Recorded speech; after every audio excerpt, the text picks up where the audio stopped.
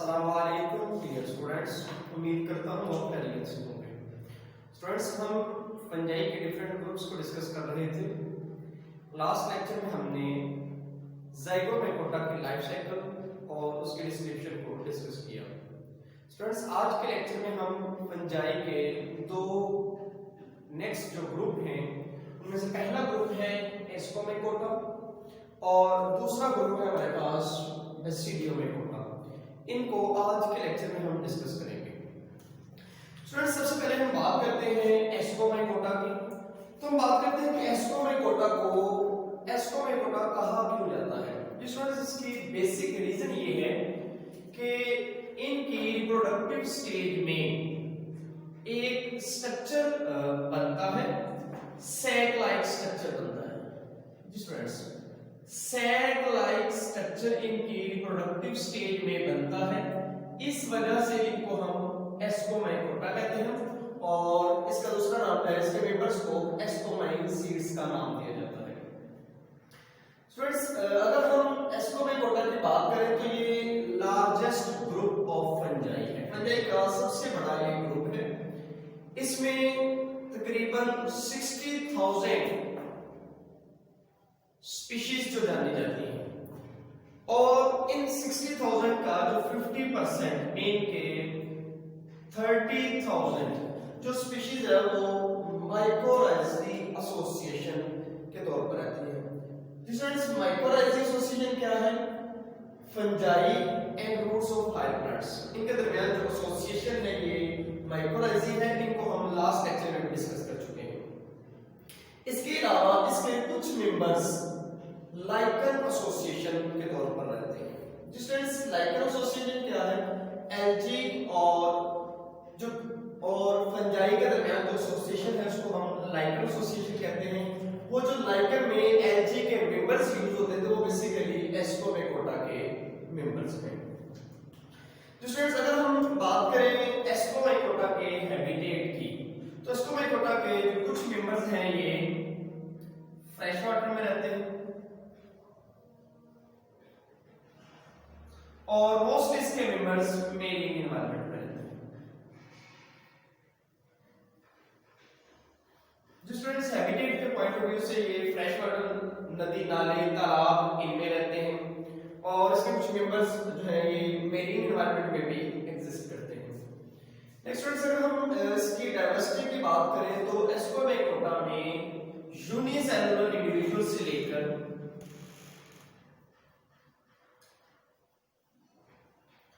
Multi cellular individuals, जिस तरह हमारे पास एग्जांपल आएगी morals, truffles,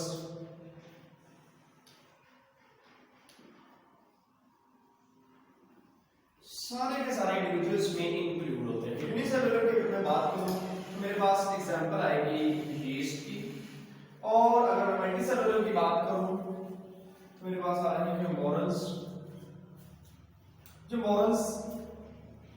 truffles,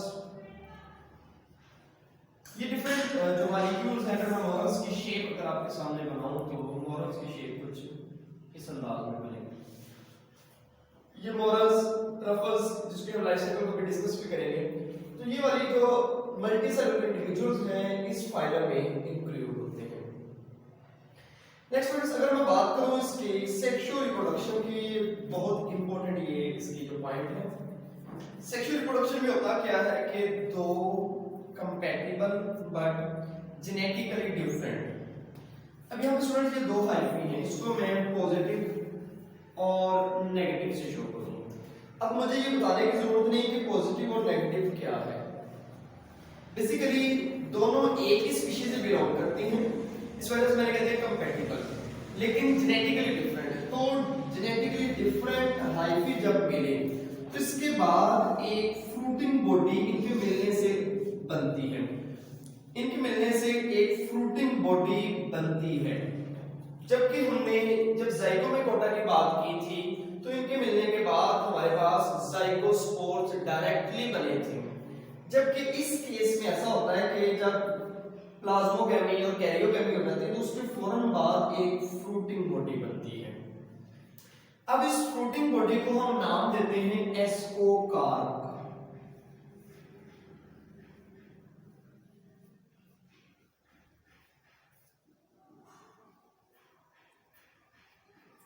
fruiting body. जिसमें इसको फ्रूटिंग बॉडी क्यों कह रहे हैं, क्योंकि इसके ऊपर नई जो एस्कोस्पोर्स है वो बननी है। अब एस्कोकार्प एक फ्रूटिंग बॉडी है, कब बनी, जैसे ही दोनों compatible but genetically different hyphae मिले इसके बाद फ्रूटिंग बॉडी बनी। स्टूडेंट्स अगर आप फ्रूटिंग बॉडी की शेप को देखें तो ये आपके पास कप शेप स्ट्रक्चर है। एस्कोकार्प की जो शेप है ये कप शेप स्ट्रक्चर। तो फ्रूटिंग बॉडी जो एस्कोमाइकोटा में बन रही है जिसको हमने नाम दिया एस्कोकार्प का, ये कप शेप स्ट्रक्चर करती है। स्टूडेंट्स अगर आप गौर करें तो जब हाइफी मिल रहे हैं फ्रूटिंग शेप आपके पास स्ट्रक्चर बना, तो इसके अंदर जो हाइफी हैं हर हाइफी में दो न्यूक्लियस मौजूद है जिसको मैंने रेड कलर से शो किया है। इस हाइफी के सेपरेट हाइफी की बात करें तो दो न्यूक्लियस तमाम में दो न्यूक्लियस हैं।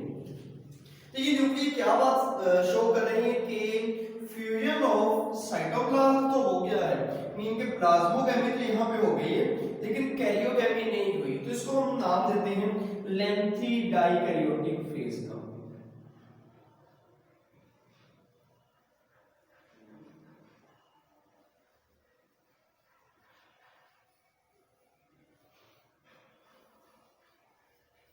स्टूडेंट्स इसको हम नाम दे रहे हैं लेंथी डाइकैरियोटिक फेज। अब सवाल पैदा होता है कि क्या इस फ्रूटिंग बॉडी में तमाम हाइफी में लेंथी डाइकैरियोटिक फेज रहती है, और ये लेंथी डाइकैरियोटिक फेज अगर रहती है तो कितनी देर तक रहती है। स्टूडेंट्स कहा यह जाता है कि इन फ्रूटिंग बॉडीज में प्लाज्मोगैमी के बाद जहां पे कैरियोगैमी होती है, लेट्स मैं कहता हूं इन जगहों पे कैरियोगैमी हो गई, तो जब कैरियोगैमी हो जाएगी तो इनसे नेक्स्ट एक स्ट्रक्चर बनेगा जो एक रिप्रोडक्टिव स्ट्रक्चर है, इसको हम नाम देंगे एस्की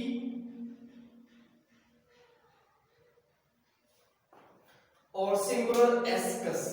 जिसको हम नाम दे रहे हैं एस्की या सिंगुलर एस्कस।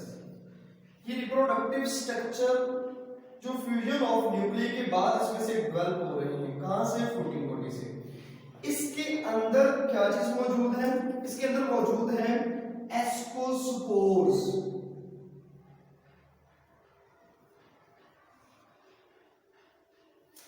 और एस्कोस्पोर्स जो एस्की या एस्कोकार्प के अंदर बन रहे हैं,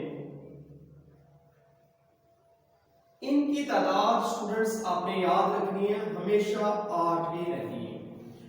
अब इस एस्की में जो स्पोर्स बने जिनको हमने नाम दिया एस्कोस्पोर्स का, ये बने हैं बाई मियोसिस।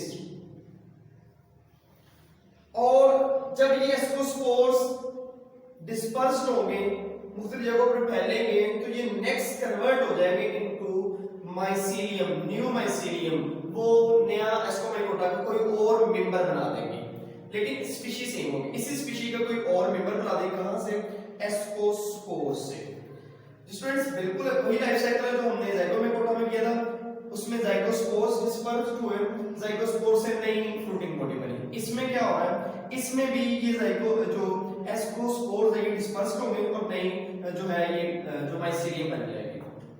और ये डेवलपमेंट कैसे हुई, बाय मियोसिस। और यहाँ पे आपने एक एमसीक्यू याद रखना है कि कितने एस्कोस्पोर्स एस्की या एसएस के अंदर बन रहे हैं, उनकी तादाद है 8 और बन कैसे रहे हैं, बाय मियोसिस। स्टूडेंट्स एक वाला एमसीक्यू आपने याद रखना है।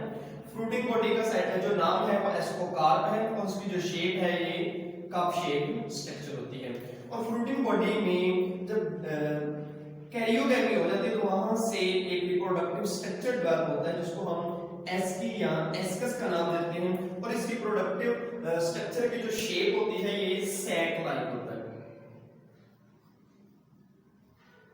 और इस reproductive structure sac like asci या एस्कस के अंदर एस्कोस्पोर्स बनते हैं और एस्कोस्पोर की तादाद होती है 8 और वो बनते कैसे हैं, बाय मियोसिस। ये तो students sexual reproduction in Ascomycota, ये बहुत इंपॉर्टेंट है, बेसिक कंसेप्चुअल है, इसको आपने अच्छी तरह देख लेना है। नेक्स्ट हम बात करेंगे एसेक्सुअल रिप्रोडक्शन की। एसेक्सुअल रिप्रोडक्शन हाइफी में होती है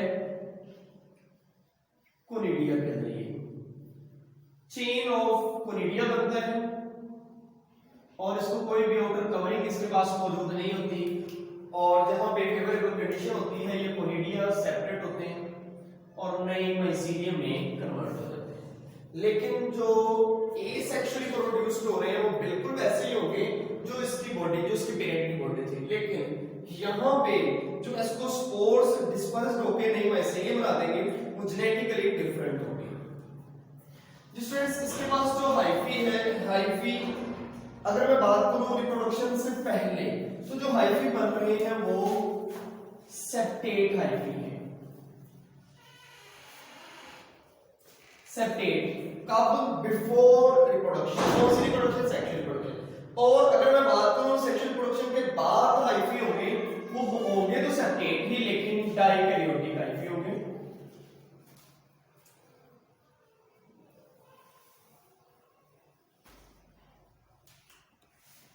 स्टूडेंट्स डाइकैरियोटिक हर हाइफी में दो न्यूक्लियस मौजूद होंगे, ये वाले hyphae before sexual reproduction uninucleate hyphae, और बिफोर आफ्टर सेक्सुअल रिप्रोडक्शन यहाँ पे जो हाइफी बनते हैं वो डाइकैरियोटिक हाइफी है। और ये डाइकैरियोटिक है, लेंथी डाइकैरियोटिक, अच्छे खासे टाइम के बाद ये इसमें से एस्कोकार बनते हैं। अब सवाल पैदा होता है इसमें टाइम क्यों रिक्वायर होता है? स्टूडेंट्स याद रखिएगा, एक तो डिपेंड करता है कि जो एस की है ये एस्कस लाइक स्ट्रक्चर, जो सेक लाइक स्ट्रक्चर इसमें डेवलप क्यों नहीं होता, एक खास टाइम के बाद ही इसमें डेवलप क्यों होता है, इसकी वजह है कंडीशन। एक तो हम एक्सटर्नल कंडीशन की बात करेंगे, दूसरा जो है इसके अंदर एक स्पेशल एनवायरमेंटल जो न्यूट्रिएंट्स की रिक्वायरमेंट है, दोनों इस दोनों पर बेस करती है। एट द एंड स्टूडेंट्स हम इसकी एग्जांपल्स की बात करते हैं, तो हमारे पास इसके एग्जांपल आएंगे मोरल्स, ट्रफल्स, पाउडरी माइल्ड्यूज, ये इसकी एग्जांपल्स हैं। स्टूडेंट्स अक्सर इसकी जो एग्जांपल है एमसीक्यूज के तौर पर पूछी जाती हैं। मोरल्स की स्ट्रक्चर ये है, ट्रफल्स ये है, पाउडरी माइल्ड्यूज ये स्पेशल शेप है इसकी जो इसमें मौजूद होती है। ये स्टूडेंट्स हमारे पास एस्कोमेकोटा, एस्कोमेकोटा का ही एक स्पेशल केस है, वो है यीस्ट। यीस्ट एस्कोमाइकोटा का ही एक मेंबर है, लेकिन ये एक स्पेशल केस है। स्टूडेंट्स इसको हम बेसिडियोमाइकोटा करने के बाद डिस्कस करेंगे। स्टूडेंट्स अगर मैं बात करूं बेसिडियोमाइकोटा की, तो बेसिडियोमाइकोटा को बेसिडियोमाइकोटा क्यों कहा जाता है? क्योंकि इसकी बॉडी में जो रिप्रोडक्टिव स्ट्रक्चर है वो क्लब शेप रिप्रोडक्टिव स्ट्रक्चर होता है।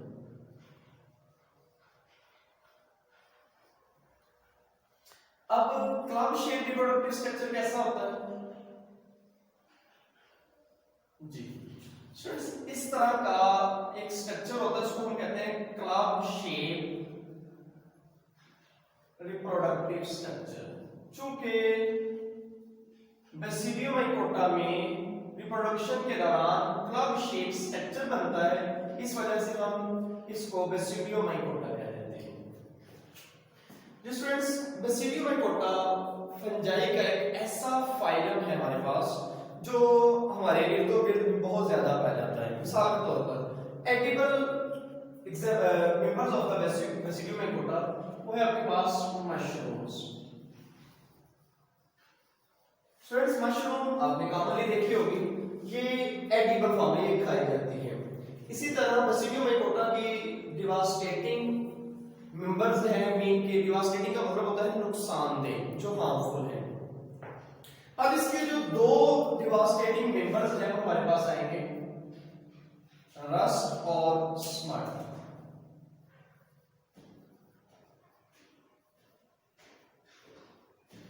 स्टूडेंट्स ये दोनों ही डिवास्टेटिंग है, नुकसानदेह है।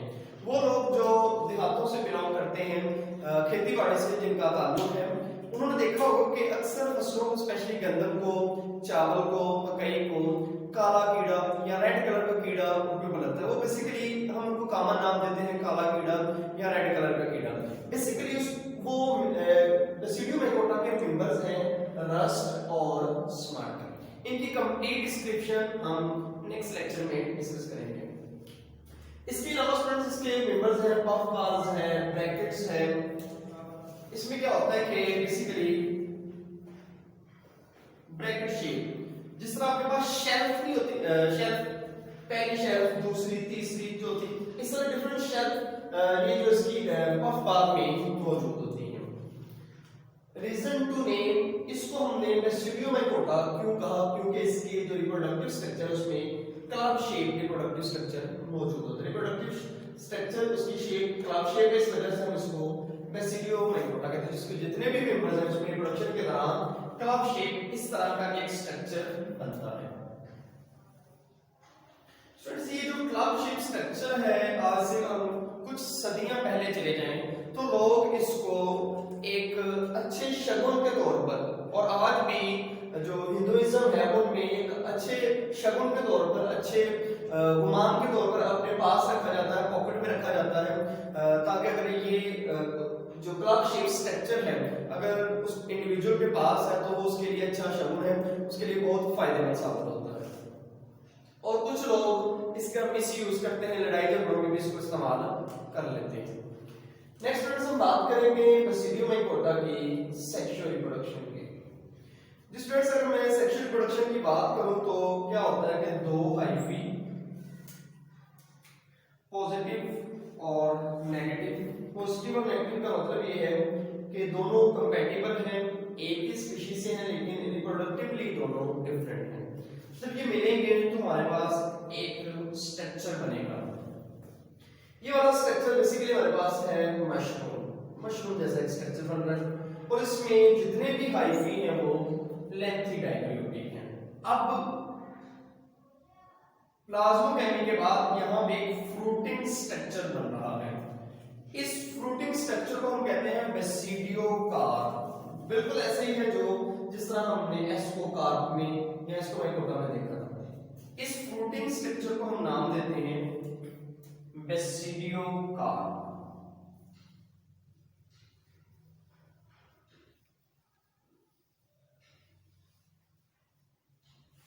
जिस फ्रेंड्स इस बेसिडियोकार्प में अगर आप हाइफी की अरेंजमेंट देखें तो यहाँ पे ये हाइफी की अरेंजमेंट समझ आ रही है, ये भी लेंथी डायग्लोटिक, लेकिन ये वाला जो स्ट्रक्चर बिल्कुल एजेस पे है, ये क्या है इसकी हमें क्लियर कट समझ नहीं आ रही। तो बेसिकली स्टूडेंट्स ये इस स्ट्रक्चर को कहते हैं जहाँ पे हाइफी कंपैक्ट हो जाते हैं, यानी कि किनारों पर जो हाइफी है ये एक दूसरे के साथ कंपैक्टली अरेंज होकर इस तरह का आपके पास स्ट्रक्चर बनाते हैं, और इसको हम नाम देते हैं पाइलेस्टम।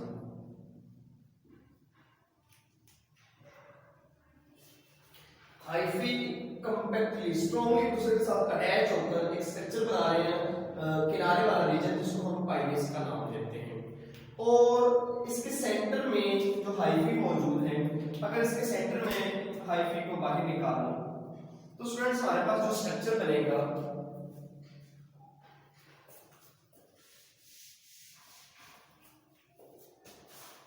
यहाँ पे एक रिप्रोडक्टिव स्ट्रक्चर बन रहा है।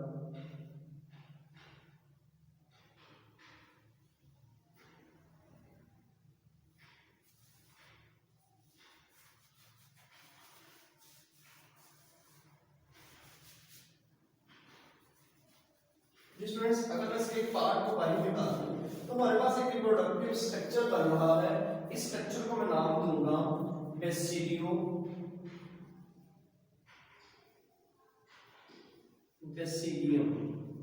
ये मेरे पास एक रिप्रोडक्टिव स्ट्रक्चर है, इसके ऊपर बेसिडियोस्पोर्स अरेंज होते हैं। जो बेसिडियोस्पोर्स है इसकी आउटसाइड पे अरेंज हो रही है और इनकी तादाद है 4।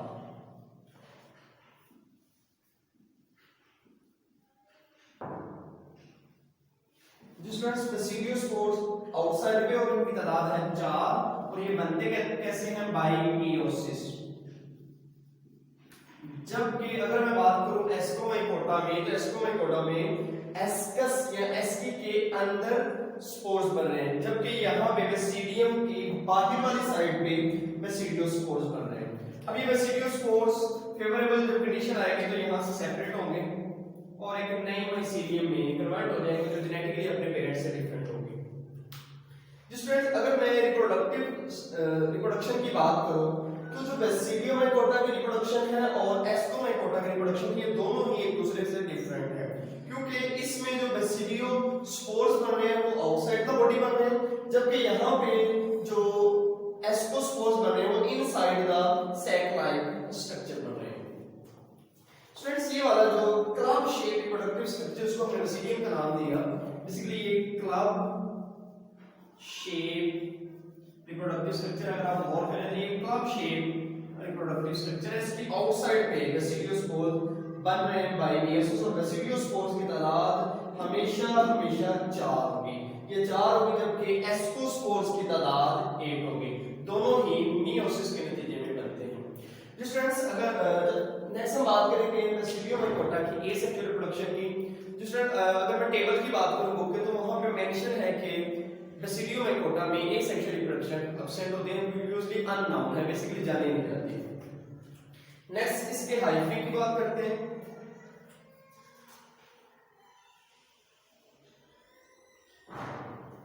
जी स्टूडेंट्स बेसिडियम माइकोटा के जो हाइफी हैं ये सेक्सुअल रिप्रोडक्शन से पहले यूनिन्यूक्लिएट है, आफ्टर बाइन्यूक्लिएट, और जो न्यूक्लिएट है ये लेंथी डाइकैरियोटिक फेज में एग्जिस्ट करते हैं। Hyphae before sexual reproduction uninucleate और आफ्टर सेक्सुअल रिप्रोडक्शन बाइन्यूक्लिएट या डाइकैरियोटिक फेज में एग्जिस्ट करते हैं। स्टूडेंट्स इसके दो और भी एग्जांपल्स हमारे पास, रस्ट और स्मार्ट। ये वाली तो इसके जो मेंबर्स हैं बुक में इन दोनों की डिटेल भी है। अगर आप बुक को देखें वहां पे साइड में टेबल दिया गया है रस्ट और स्मार्ट, प्लस इसका एक मेंबर की लाइफ साइकिल की बुक में मेंशन है, वो इंशाल्लाह हम कल के लेक्चर में डिस्कस करेंगे। रस्ट और स्मार्ट प्लस इनका एक लाइफ साइकिल है, ये हम कल डिस्कस करेंगे। स्टूडेंट्स हमारे पास एक टॉपिक रह गया एस्कोमाइकोटा के एलिमेंट था यीस्ट। अब हम बात करते हैं यीस्ट की। तो यीस्ट बेसिकली एक ग्रुप ऑफ इंडिविजुअल्स का नाम है। यीस्ट एक सिंपल इंडिविजुअल का नाम नहीं बल्कि बहुत सारे इंडिविजुअल्स के ग्रुप को हम यीस्ट कहते हैं। अब पहले यीस्ट की थोड़ी सी कैरेक्टरिस्टिक्स देख लेते हैं। यीस्ट आर यूनिसेलुलर, जितने भी यीस्ट हैं ये यूनिसेलुलर हैं, और यीस्ट डिराइव्ड हुए हैं फ्रॉम 3 ग्रुप ऑफ फंजाई।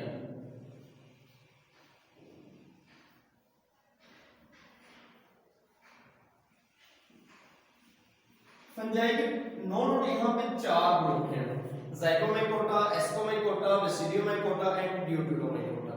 चूंकि हमने टेबल में डिस्कस किया था कि ड्यूटेरोमाइकोटा में सेक्सुअल रिप्रोडक्शन एब्सेंट होती है, क्योंकि यीस्ट को सेक्सुअल रिप्रोडक्शन की बुनियाद पर हम डिफरेंशिएट करते हैं, तो इस वजह से मैं कहता हूं कि यीस्ट को डिराइव किया गया on the basis of sexual reproduction in 3 groups. Mean के यीस्ट के कुछ मेंबर्स एस्कोमाइकोटा से बिलोंग करते हैं, इसी तरह यीस्ट के कुछ मेंबर्स बेसिडियोमाइकोटा से बिलोंग करते हैं, इसी तरह यीस्ट के कुछ मेंबर्स ज़ाइगोमाइकोटा से बिलोंग करते हैं। लेकिन जो मोस्टली यीस्ट में प्रोडक्शन होती है वो मोस्टली जो मेंबर्स में जो सेक्सुअल प्रोडक्शन होती है वो बिलोंग करती है एस्कोमाइकोटा से। इस वजह से साइंटिस्ट ने अपनी आसानी के लिए क्या तरीकाकार अपनाया कि यीस्ट को इन सब में अलग-अलग ग्रुप बनाने के बजाय एस्कोमाइकोटा में ही एक छोटा सा ग्रुप बना दिया। होना ये चाहिए था कि यीस्ट के वो मेंबर्स जो ज़ाइगोमाइकोटा से बिलोंग करते हैं उनमें उनको रखा जाए, और यीस्ट के वो मेंबर्स जो एस्कोमाइकोटा से बिलोंग करते हैं उसमें उसके लिए एक अलग ग्रुप बनाया जाए। इसी तरह यीस्ट के वो मेंबर्स जो बेसिडियोमाइकोटा से बिलोंग करते हैं on the basis of their reproduction उनको इस जो बेसिडियोमाइकोटा में एक अलग ग्रुप बनाया जाए। लेकिन साइंटिस्ट ने ऐसा नहीं किया, यीस्ट के लिए एक सेपरेट ग्रुप बना दिया और वो ग्रुप सिर्फ और सिर्फ पुट किया एस्कोमाइकोटा में, और यहाँ पे मेंशन कर दिया कि यीस्ट को ज़ाइगोमाइकोटा से भी डिराइव किया गया है, एस्कोमाइकोटा से भी डिराइव किया गया है, बेसिडियोमाइकोटा से भी डिराइव किया गया है, लेकिन इसको पुट कहां पर किया गया सिर्फ और सिर्फ एस्कोमाइकोटा में। उसकी रीजन क्या थी कि यीस्ट के जो मोस्टली मेंबर्स हैं उनमें जो सेक्सुअल रिप्रोडक्शन है वो एस्कोमाइकोटा के साथ बिलोंग करती है। जो स्टूडेंट्स जो रिप्रोडक्शन है यीस्ट की, जिसकी वजह से ये बेसिक वजह है जिसकी वजह से मैंने यीस्ट को एट द एंड आपके सामने डिस्क्राइब करना है। तो रिप्रोडक्शन एसेक्सुअल रिप्रोडक्शन की बात करें तो यीस्ट में चूंकि यूनिसेलुलर है, स्मॉल बड बनती है, ये बड इससे सेपरेट होती है और नई यीस्ट की बॉडी में कन्वर्ट हो जाती है। ये यीस्ट में एसेक्सुअल रिप्रोडक्शन। जो सेक्सुअल रिप्रोडक्शन है यीस्ट में, जिसकी बुनियाद पर यीस्ट को हम कहते हैं कि इसके कुछ मेंबर्स जाइगोमाइकोटा के, कुछ मेंबर्स एस्कोमाइकोटा के, कुछ मेंबर्स बेसिडियोमाइकोटा के, वो क्या है, ये बहुत इंपॉर्टेंट है। स्टूडेंट सेक्सुअल रिप्रोडक्शन होती कैसे है कि यीस्ट के दो मेंबर्स हैं, ये दोनों आपस में फ्यूज होते हैं। जब ये दोनों आपस में मुकम्मल तौर पर फ्यूज हो जाते हैं जी, प्लाज्मोगेमी देन होगी कैरियोगेमी। प्लाज्मोगेमी, प्लाज्मा जो है इसका जो साइटोप्लाज्म में मिलेंगे, देन इसका जो न्यूक्लियस है वो आपस में फ्यूज हो जाएंगे। स्टूडेंट्स जब प्लाज्मोगेमी और कैरियोगेमी कंप्लीट हो जाएगी उसके बाद इसमें से स्पोर्स बनेंगे। अब यहाँ पे पॉइंट आएगा, अगर यीस्ट के अंदर स्पोर्स इनसाइड द बॉडी बने तो हम कहते हैं कि ये यीस्ट बेसिकली एस्कोमाइकोटा के मेंबर्स हैं। और अगर स्पोर्स आउटसाइड द बॉडी बने तो हम कहते हैं कि ये यीस्ट का जो मेंबर है जिसमें आउटसाइड द बॉडी स्पोर्स बन रहे हैं वो बेसिडियोमाइकोटा से बिलोंग करते हैं। नो डाउट स्टूडेंट्स, जो स्पोर्स है इसकी जो शेप है वो एस्कोमाइकोटा की हो, बेसिडियोमाइकोटा की हो या जाइगोमाइकोटा की, वो बज़ाहिर सेम होती है, उनमें कोई डिफरेंस नहीं है। लेकिन स्पोर्स जो इनसाइड द बॉडी बन रहे हैं वो मौजूद होते हैं सिर्फ और सिर्फ एस्कोमाइकोटा में। तो हम कहते हैं कि जो स्पोर्स इनसाइड द बॉडी बन रहे हैं तो यीस्ट के ये जो मेंबर्स हैं ये एस्कोमाइकोटा है। और अगर स्पोर्स आउटसाइड द बॉडी बने तो हम कहते हैं ये वाले जो स्पोर्स के मेंबर्स हैं ये वाले जो यीस्ट के मेंबर्स हैं ये बेसिडियोमाइकोटा से बिलोंग करते हैं। ये सेक्सुअल रिप्रोडक्शन की बुनियाद पर हम यीस्ट को डिफरेंट जो मेंबर्स हैं उनको डिफरेंशिएट करते हैं। अगर मैं इंपॉर्टेंस की बात करूं तो हम यीस्ट को फर्मेंटेशन के पर्पस के लिए इस्तेमाल करते हैं। फर्मेंटेशन में क्या होता है, जिसमें यीस्ट कार्बोहाइड्रेट्स को